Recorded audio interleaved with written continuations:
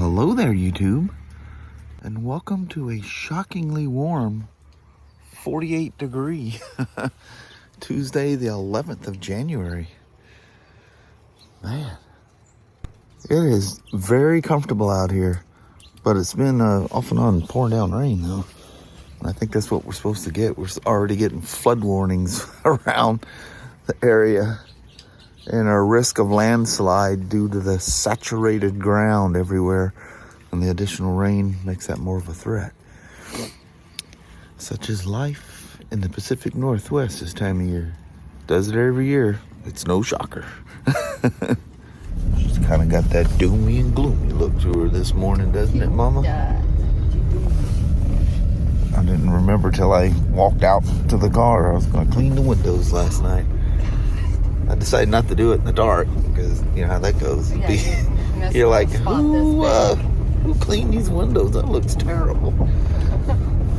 Well, there, little woman. Yes, hello, man. It was a mostly wet. Yeah. Some periods of dry. It was. Look at these. I mean, look, you can't even hardly make out the car that's behind you through the mirror. I know it. I gotta find something and come out here. Some glass cleaner. Oopsie. When it gets dark, that becomes a great big soft box. Yeah, that makes it really hard to see. Oh yeah, really bright. Yep. Mama? Yes, What are we, Tuesday? Yeah, Tuesday. Yeah. So have yourself a wonderful Tuesday, and I'll see you as the day goes on. All right. All right. Love you. See you. Bye. Love you. Bye-bye now. Bye. Terry from California. I received your package today. This is way cool. It's like a 3D printed Harley-Davidson. What a cool effect, huh? Isn't that wild? Did you get a 3D printer for Christmas? Or are you just playing around? Whatever it is, way cool. I got a spot for that. It's cool you guys take the time to make, build, purchase, whatever, and send something all the way here. That's kind of cool. That's special. You guys are awesome. So my contact with the Can-Am, the BRP Can-Am on-road team, he came across the video when I was talking about the that Yeti thermos that the Can-Am boys and girls sent me. And I remembered last night when I was doing the thumbnail for this BMW behind me for yesterday's video, I go, what is sitting on top of the BMW toolbox? Whoever purchased my Sea to Sky demo, that's the rear panel and all the luggage inserts that belong to that Spider. So get a hold of somebody down here. You're missing some parts to your Sea to Sky. It's the front rolling trunk, the side bag inserts, and the color matched rear panel if you want to take the rear trunk off and ride her in a more sporty style. There she sits. Come get it.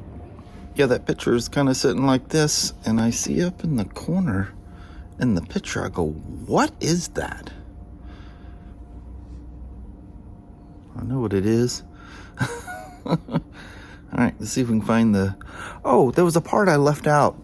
I didn't purposely leave it out. I did one of those double taps on the record button. So I got a 2-second clip. And I go, oh man, what was that? I'm missing something here. Well, I don't remember what I talked about. Until I started editing the video. And I realized I missed a whole little section. It wasn't big, but... So... I had it down here and everything. We have a used 2018 S1000RR up there with just shy of 8,000 miles on it. So I'm listening to this thing. I let it go through a whole warm-up cycle and everything. I'm going, that's just the way these things sound. So Matthew's down here. He's off today and tomorrow. But anyway, he's going, that's pretty loud. I said, you know, on the surface it's loud. But one of the things you rarely do is run one of these without the body covers on it. And you'll notice though on the right hand side, the body cover is a little different shape than the left hand side. Well, these things make a lot of noise. These are a noisy motor. It was meant to be a race bike. There's nothing foo-foo, fluffy, and quiet and special about it. It had one purpose in life, and that's to go crazy, crazy fast and be really light. High performance, you know. So I grabbed that S1000RR. Like I say, this one's got almost 30,000. That one has just shy of 8,000. So I let it sit out there and heat cycle for a little bit. I did a couple laps around the parking lot. Gates locked. And so I pulled the thing in, and using a technician's stethoscope, they both make the exact sound, exactly the same sound. But after, well, I didn't talk to him, the service writer, she relayed the information, how he got that cover back on. And if you take this cover off and the engine's not timed, there's some timing marks in there you can see. You time it and you pull the tensioner out. You have to relieve the tension off of that chain to pull this cover off. Or there's these two dowel pins in there, and they tend to come with the cover when it's bound up. And when that happens, you release the cam chain guide on this side and the cam chain tensioner guide on this side. And he told her that he had to kind of bend things around to get it to hook back up. That's because the cam chain tensioner took up the slack once that dowel pin relieved itself. And when I say it's a dowel pin, it's like a 8mm height. It's a precision steel rod is what it is. They refer to it as a dowel pin, but that holds just like the jack shaft I was showing you yesterday. That thing can literally move around because half of that shaft rides in this cover, the other half rides in the case, because the cylinders are part of the case, kind of like the K1600s. The heads come off, but the cylinders are all one piece.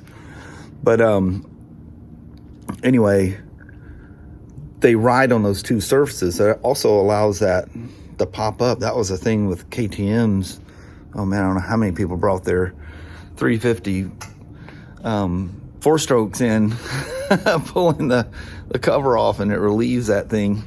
They even had a guy that used to sell KTM's. It was new. The model came out since he was a dealer, but anyway, he got himself all messed up with one too. His kid was a motocross racer. But yeah, so you know, I still want to, when I get to the valves and stuff, make sure that both those tensioner guides are fine. And when I was showing you guys yesterday, I didn't have all the pressure off of it when I pulled the tensioner out. It was just enough that it's not allowing that to free float. I should be able to grab that pin and just slide it out. I could move it, but I go, you know what? There's still slight tension here, so I need to get it on TDC on this thing. But anyway, substantially lesser mild XR, and those things looks like it was set up for touring, so the guy probably wasn't hot rodding it either. So that's about as quiet as they can get. And I think on the XR they did some, I don't know, baffling inside or something to make that engine quieter, because I think they knew people probably, it's more of an adventure touring version of an S1000. But still, the hot spots where the noise was the loudest with the stethoscope, literally the exact same sound on that XR is what this one is. So, but we want to make sure that there was no damage of him swapping that thing around. You know, do a valve adjust on it, or inspection. The adjust is different. There's a time for inspection, and then there's additional time if you need to adjust shims, which, as long as you don't putt around on these things, if you see loose valves, be suspicious of carbon built up. Tight valves have to be addressed immediately. And tight valves are usually a sign of running a non-OEM air filter and sucking dirt in there, and literally what's happening, the valve seat and the valve sealing area is beating itself up with sand and grit and grind and whatever all that them filters let through. And just so you know, if you're putting one of those filters in a stock air box, you're not modifying this in a way that it's a race bike that you can be taking apart all the time. there's virtually no gain. And in some cases, which was proven to me at Honda school, it reduces the flow of air. Put the stock filter in there. Let your bike live. This thing's designed to go crazy fast the way it is. Way faster than you should ever be riding on the street. Leave it stock. I preach that to you all the time. So as long, which I'll see that because I got to take that part out of there. If it doesn't have a stock filter in there, it's anyone's guess what I'm going to find in them valves. And if the valves have gone tight, that means they've been compromised. And the bike will never seal up and be the same as what it was when it was new. Don't get suckered into these advertisements for these aftermarket air filters. I've been doing this a long time. I would not lie to you about this. So anyway, I just went upstairs and cleaned the windows on the old Honda using Honda window glass cleaner. Man, that works. Is there anything from Honda that doesn't work absolutely fantastically? So, yeah, that was a mess. And it's out there in an open parking lot so I can see it really good. So I'll leave one can in the car and one can in the shop. How about that? Unfortunately, I found something bad. So I got her on TDC, which is 1 or 4. I don't know which because I don't have the valve cover off. But when the two dots line up, that's when 1 or 4 is on top dead center, and that's when it loosens the the pressure guide that the tensioner pushes on. But I found something. I was able to pull that pin out because he said he had to really fight getting that thing in there. I don't know if this happened with the crash or happened while he was putting it back together. I would think maybe the crash. I just can't imagine anybody putting this much force on it. But hang tight. Let me switch so I can show macro. So with everything unloaded, I can pull this pin out. See, this one's still installed.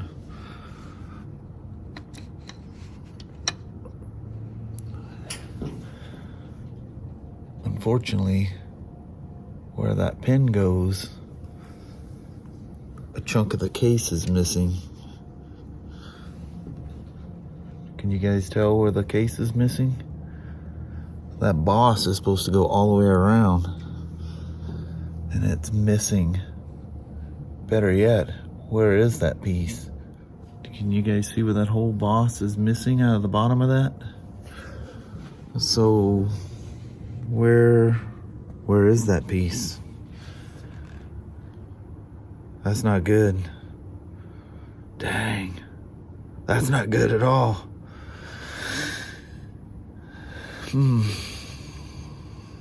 Man, and that's part of the entire engine case. You can see the case is split in the middle here, but this is all the engine case. Man. All right, so we're in a holding pattern on this until, I guess they tried to get a hold of him. His phone was turned off, or it went, I don't know the story, but anyway, I don't think he even knows the news of what I found yet.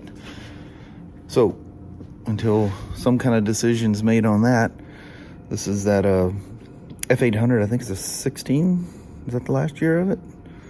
But anyway, it's a F800 GSA. I showed you guys the crazy rat's nest in there. And trust me, that's mild. You ought to see some of the things I've seen. Crazy. Just literally a rolling fireball. You ever seen these things when they short out? You ever seen a motorcycle on the side of the road just literally engulfed in flames? 999% of the time, it's related to that. In the old days, the old fuel lines could come off, or, other things can happen, but a lot of times it's electrical fires. They pack it all underneath the seat, and it's crazy some of the things I've seen. But anyway, so this one's got a bunch of accessories, service, the battery, the rat's nest cleanup, a whole bunch of accessories, just piles of stuff in there. Then he's getting the full frame guard thing on there, which is, oh, so joyful to put on. But yeah, this is what I'm gonna be tackling next. How about that? Cool, man. About time to roll out of here. Check this out, Mama. You can see out all the side windows. You can see out your mirror and everything. How about that? Sorry, I was watching that car. I cut it off. Oh, I was saying, I don't know what I'm going to do with myself being able to see out of the mirrors and the windows. Yeah, it's pretty dang nice. All right, let's head on to the Northland. All right. Following a FJ Cruiser identical to ours. Yep. Same silver and everything. Could be it. Yeah. Chasing down. Get back here with my FJ Cruiser. Give it back. Yep, on it back. Well, hello there, YouTube. Been a minute since we've done a car goodbye, huh? Yeah. What the heck? It's all rainy. Yeah. So on the way out of the parking lot at work, literally as I'm talking about this thing, the code comes back. It's a P4757, which is an evap leak. So I use that one little scanner that I keep in the car here and go in the details, and most likely it's the fuel cap thing. I just got gas, didn't overfill it or anything weird like that, and so I get out of unlock the door, walk back there. God, I just been turning it till it stops, not until it clicks. So I guarantee it's just leaking gas cap. It could be, it says it could be an obstruction in there, or the cap is bad, or the filler neck is damaged or something like that. It's gonna be that I'm not winding on the gas cap. I'm just not putting it on there tight enough. We'll see. It'd be a hubba. It's got a scan reader on hand at all times should I need it.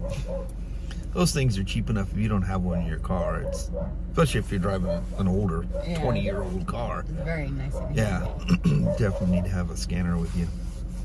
It's so easy to do. That way, like, you know, you're not worrying about it.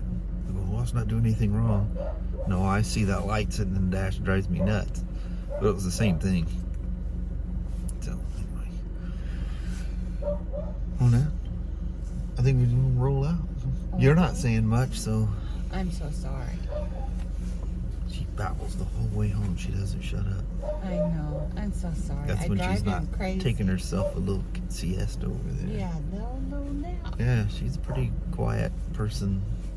She has things, I mean, we talk, but she has some little quiet moments. I'll see her, she'll be nodding over. So why don't you lay back in the seat? And she'll sit back. And just me drive along, just me in the automobile. I know. Poor Papa. I leave him all alone. Sometimes. Yeah. All right, let's bounce. Alrighty, well, thank you guys so much for watching. We really do appreciate it. We will talk to you tomorrow. Same smoke time, same smoke channel. Don't forget to give a thumbs up. And you guys have an amazing Wednesday or Thursday. Thank you. All right. See you in the morning. See you in the morning. Bye-bye now. Bye.